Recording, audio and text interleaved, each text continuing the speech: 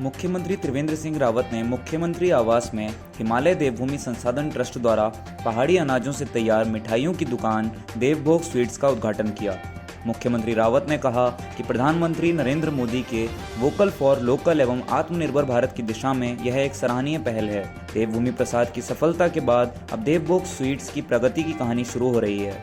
मुख्यमंत्री ने कहा, दीपावली जैसे पर्व में पहाड़ी अनाजों से बनी मिठाइयों की डिमांड तेजी से बढ़ेगी।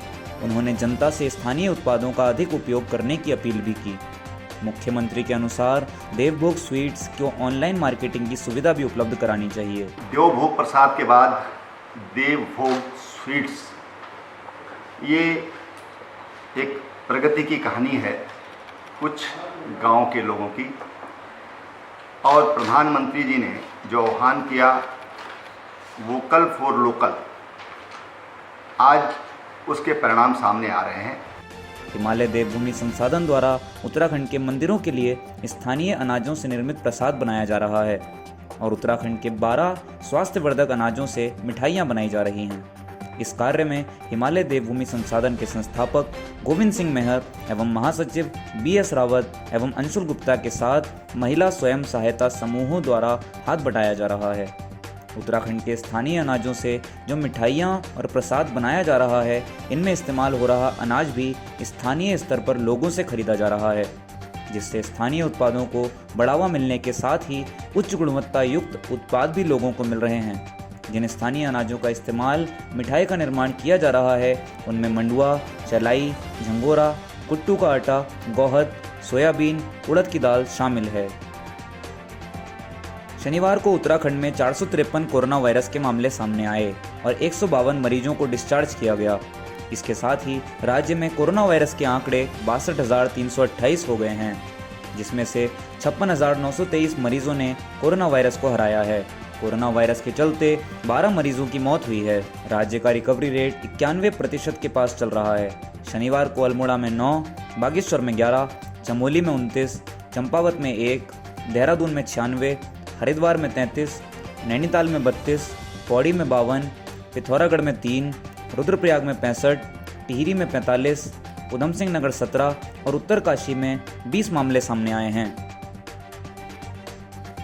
विश्व प्रसिद्ध फूलों की घाटी शनिवार को पर्यटकों के लिए बंद कर दी गई। अब घाटी में जाने वाले सैलानियों को अगले साल तक घाटी के खुलने का इंतजार करना होगा। इस साल कोरोना के कारण बने हालातों से घाटी में पर्यटन की गतिविधियां बहुत सीमित रहीं।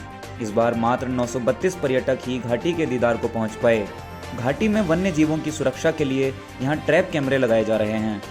फूलों की घाटी 1 जून को खोल दी गई थी, लेकिन कोरोना के चलते यहां पर्यटकों को 1 अगस्त से जाने की अनुमति दी गई। उसके बाद भी बहुत कम संख्या में पर्यटक घाटी के दीदार करने को पहुंच पाए। इस सीजन में मात्र 932 पर्यटक फूलों की घाटी पहुंचे, जिसमें विदेशी पर्यटक सिर्फ 11 हैं।